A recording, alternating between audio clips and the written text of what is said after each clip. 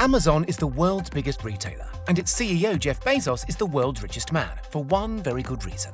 His company is better than anyone else ever at giving people what they want quickly. Amazon acquired its undisputed status as the heavyweight champion of the retail universe thanks largely to its lightning-fast delivery times. The astonishing feat of ferrying hundreds of millions of items, from guitar strings to saucepans to car parts, directly to your door inside 24 hours is nothing short of a modern logistical miracle. So how does Amazon do it? A super smart army of slave robots, for one. Ingenious, if occasionally unscrupulous, management practices are part of the answer too. And the modern-day voodoo of deep learning AI, all of which are made flesh in the most advanced stockrooms the world has ever seen. So join us today as we button up our high-vis jacket and journey inside Amazon's smart warehouses. In the year to September 2020, with the global economy in the teeth of coronavirus and the bleakest employment outlook in history, Amazon reported global revenues of little under $350 billion. That's roughly double what it earned in 2017, by the way, only 3 short years earlier. Not bad for a company which only started trading in 1994. Amazon has built its empire on a platform of sheer, unbeatable convenience for the end user. You, the customer, need a product. So you open the app or have a quiet word with Alexa, and next day, hey presto, it's sitting on your doorstep. Moving products from A to B quickly is not easy. Compared with other modern technology giants which barely need to exist in the real world, think of Netflix, Google or Facebook, Amazon needs to shift an astonishingly vast amount of sheer bulk safely, precisely and quickly, all day, every day. So how does it do it? Last year, a senior Amazon executive described Amazon's warehouses, rather poetically, as a symphony of humans and machines working together. How does this symphony actually work? Let's take it from the top. Before you've even logged onto its website, Amazon has a fairly good idea of what you're going to buy.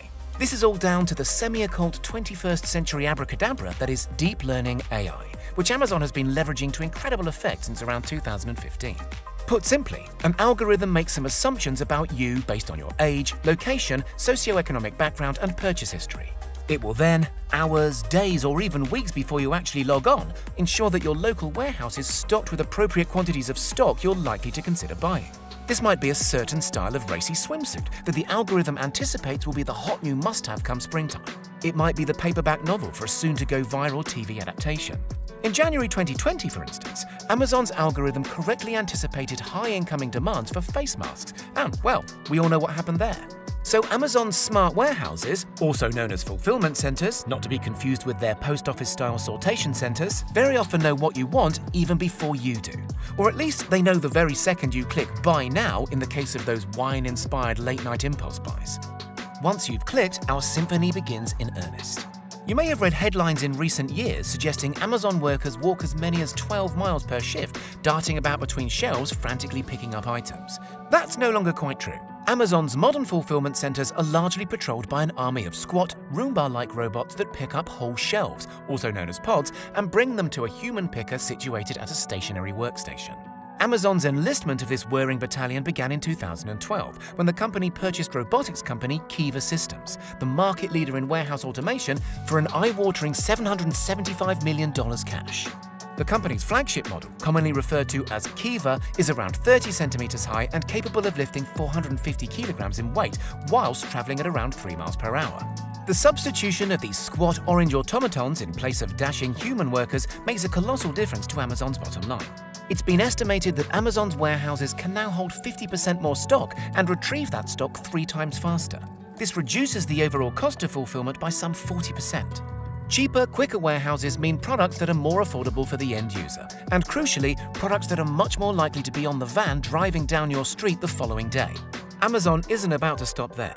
In a move that could be described as either ruthless or inspired, upon purchasing Kiva, Jeff Bezos changed the name of the company to Amazon Robotics and told all previous Kiva customers, household names like Gap, Walgreens and Staples, they'd no longer be allowed to buy new Kiva technology.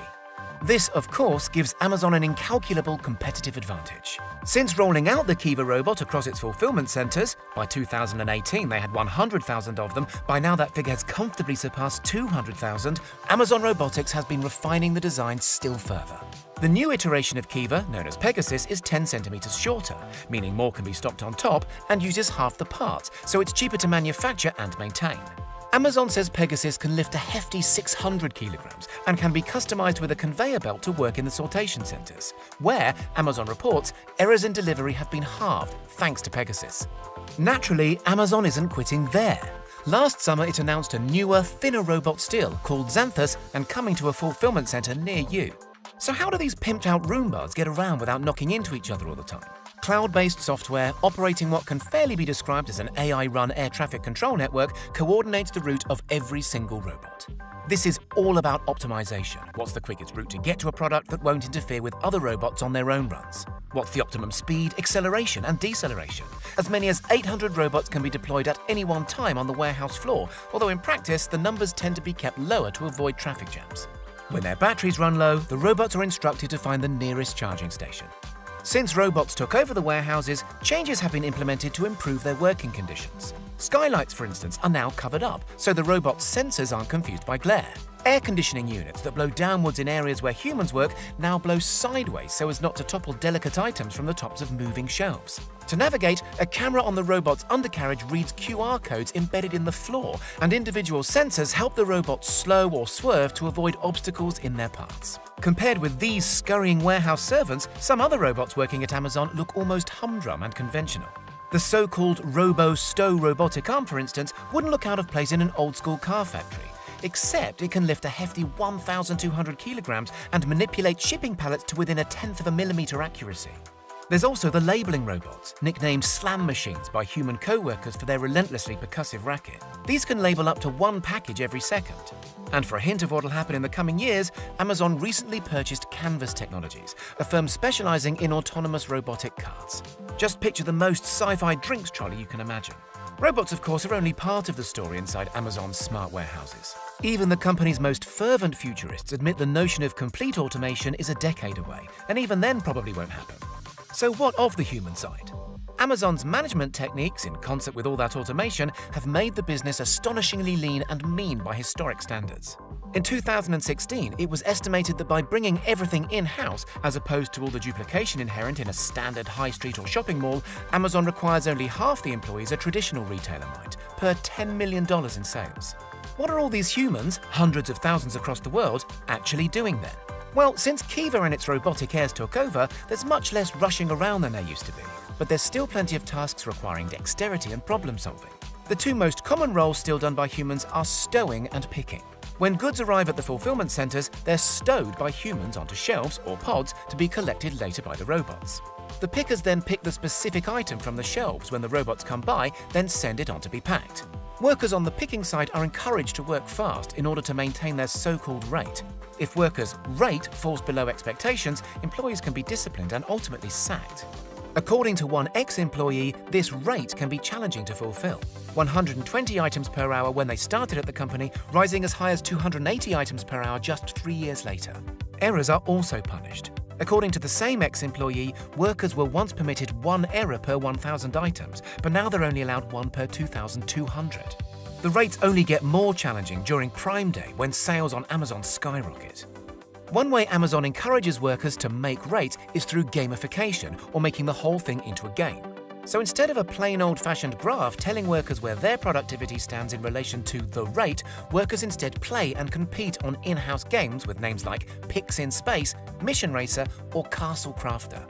So essentially, the faster and more accurately employees pick stock, the faster their little pixelated car moves around the track.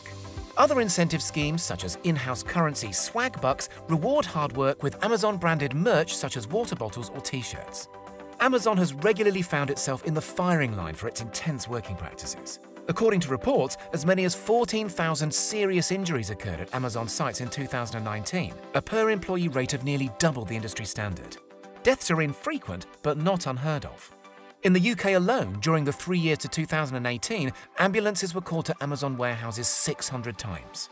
For its part, Amazon is keen to stress it invests tens of millions of dollars into worker safety awareness programs, but there's no denying injuries spike around Prime Day. So are Amazon's ultra-efficient warehouses ultimately a force for good? While COVID-19 laid waste to vast swathes of the conventional retail landscape, this year Amazon has been processing up to 40% more orders than expected. In the month leading up to March 23rd alone, toilet paper sales increased 186%, sales of cough medicine skyrocketed 862%, and children's vitamins went up 287%. Plainly, in a world where going to the shops can be a risky business, Amazon is fulfilling a need, and as such, ever greater numbers of people are relying on it. Will the robots steal our jobs then? The outlook is unclear, but within Amazon, it's plain to see that humans are still needed for many aspects of the work. And even if robots can one day stow or pick as fast as humans, dealing with mini crises like leaking paint pots on a fast-moving conveyor belt or identifying ripe bananas on site will still need the human touch for some time to come. Whatever the future brings, Amazon's new $40 million robotics lab just outside Boston, for instance, or its tantalizing patent for airship-like floating fulfillment centers, one thing can be guaranteed. As long as we're all buying, Amazon will keep on delivering.